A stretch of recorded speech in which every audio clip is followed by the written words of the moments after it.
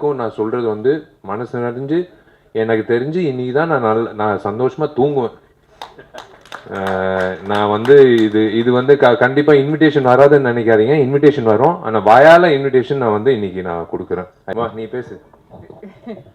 இல்லை, அவரோட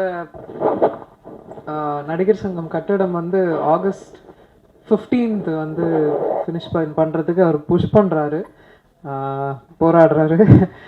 அப்படியே ஆகஸ்ட் 29th அவரோட பிறந்தநாள் அன்னைக்கு திருமணம் வந்து ஃபிக்ஸ் பண்ணியிருக்காங்க. ஸோ எல்லாரும் வரணும், வாழ்த்தணும், வந்துடுங்க.